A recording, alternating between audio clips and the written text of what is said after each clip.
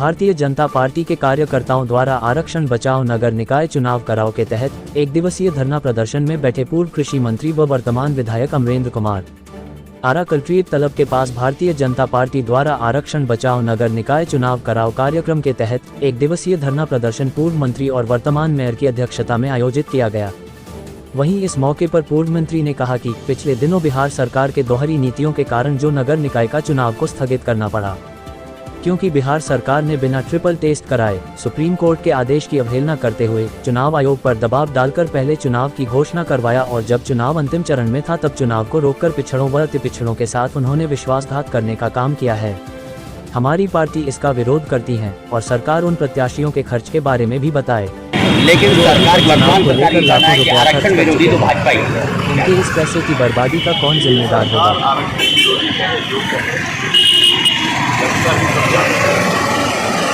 और जनता सब देख रही है। सुप्रीम कोर्ट ने क्या आदेश दिया था? यही ना आदेश दिया था कि आप पिछड़ों में से जो अति पिछड़ा या वर्गीकरण किया उसके आधार पर आप स्थान को चिन्हित किए बिना चुनाव नहीं करा सकते। और ये 1.5 साल पहले दूसरे कई राज्यों में लागू हुआ और आदेश में है कि आप देश के सभी राज्यों में और यूनियन टेरिटोरी केंद्र शासित प्रदेशों में भी लागू आदेश की अनदेखी क्यों की गई?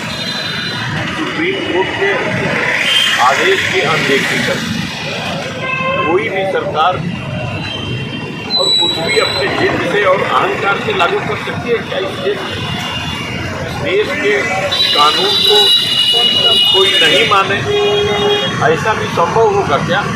लेकिन सर 2012 और 17 में मैं बात पूरी कर रहा हूँ।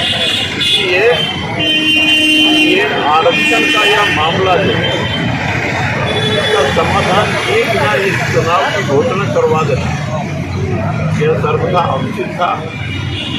और एक जिद्दी मुख्यमंत्री, एक अहंकारी मुख्यमंत्री और इस प्रकार का मुख्यमंत्री जो अपने को ही सबसे ऊपर सबसे काबिल समझता और उसने इस चुनाव की घोषणा करवा दी। आज चुनाव रुक गया, इलेक्शन कमीशन कैसे चलेगा? इलेक्शन कमीशन सुप्रीम कोर्ट के आदेश के खिलाफ नहीं जा सकता और यह आदेश आरक्षण के खिलाफ नहीं है, आरक्षण के नियमों का पालन करते हुए लागू करने के लिए है।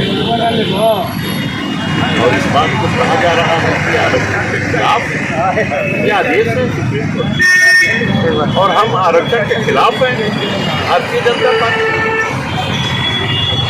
भारतीय जनता पार्टी आरक्षण के मूल सिद्धांतों से सहमत है और ऐसा नहीं होता तो कई इस प्रकार की जो बीच में कठिनाइयाँ थी, नरेंद्र मोदी जी के नेतृत्व में संविधान संशोधन करके भी उन कठिनाइयों को और माननीय अटल बिहारी वाजपेयी जी के काल में उन कठिनाइयों को दूर करने का काम हुआ। सर एक अहम सवाल ये आता है कि 2017 में जो पंचायत चुनाव वाला जो मामला आया था या 12 में भी जो चुनाव हुआ था उस टाइम भी ये कानून लगा था, लेकिन उस टाइम आपके गठबंधन की सरकार थी, उस टाइम ये विरोध नहीं हुआ था। अब क्यों विरोध नहीं?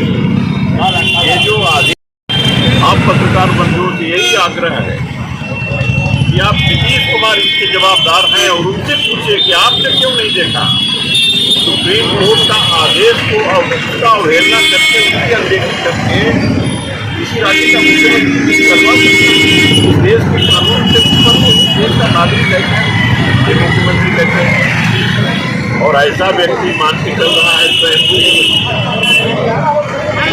और प्रधानमंत्री का उम्मीदवार हो गया है। ये देश चलाएंगे, ये देश चलाने के योग्य हैं। ये देश की जनता देख रही है, तो तय कर रही है और दोषारोपण की भारतीय जनता पार्टी आरक्षण के खिलाफ है। चलिए हम नहीं रहते तो आरक्षण मुकम्मल रूप से लागू नहीं होगा। चलिए।